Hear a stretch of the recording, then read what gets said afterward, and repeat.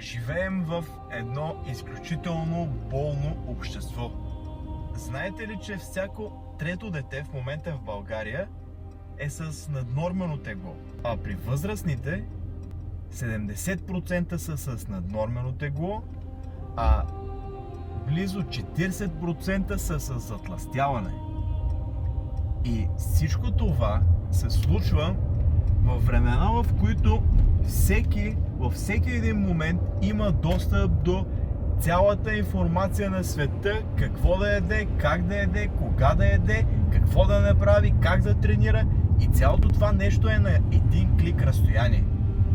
И в времена, в които информацията е най-достъпна, имаме най-много болни хора заради лоши навици, заради обездвижване, заради лошо хранене, че в момента има все повече хора с затлъстяване, че това е единствения момент в човешката история, в която има повече хора, които са починали вследствие на излишни килограми, отколкото от глад.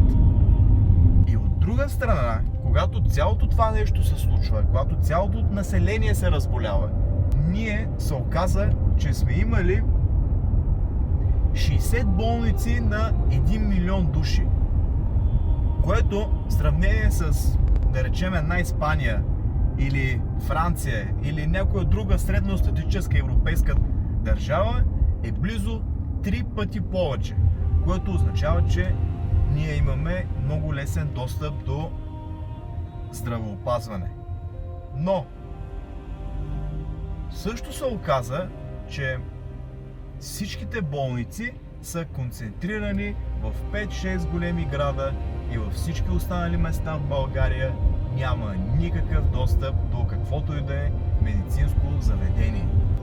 И все повече навсякъде по света се говори, че трябва да се прави абсолютно всичко по силите ви, за да не стигнете до заболяване, до болница и необходимост от лечение. Защото хора, наистина няма кой да ви лекува в момента. Нямате достъп до здравеопазване навсякъде.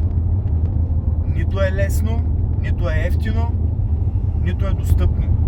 И покрай всичките тези неща ви пускат най-голямото спасение, а именно Оземпик и GLP-1 агонистите, или така наречените лекарства за отслабване.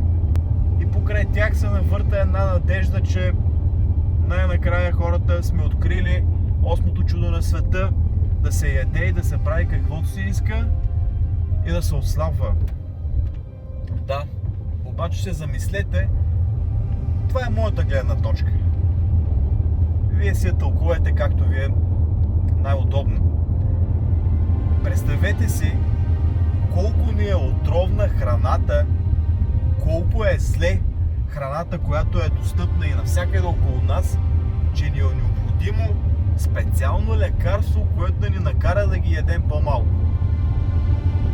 Толкова да са опасни, че по никакъв начин да не може да се преборим с зависимостта към консумацията на тези тип храни. И си представете, че единствената надежда на хората в момента е, докато разполагат с цялата тази информация, как да се хранят, какво да правят, как да тренират, какви навици да изградят. И покрай всичко това, все пак хората се обръщат към Оземпик, към Монджаро и всичките подобни лекарства, които са предназначени за диабетици, предназначени са за болни хора. Вие в момента имате абсолютно всичко на разположение и на един клик разстояние. Ако вие не можете да направите минималното усилие да си контролирате апетита и да излезете и да направите една 30-минутна, 40-минутна разходка на ден, не ви казвам да ходите да тренирате по 2-3 часа, а просто да излезете и да ходите. Защото времената, в които живеем днес, са такива, че една 30-минутна разходка се брои за тренировка.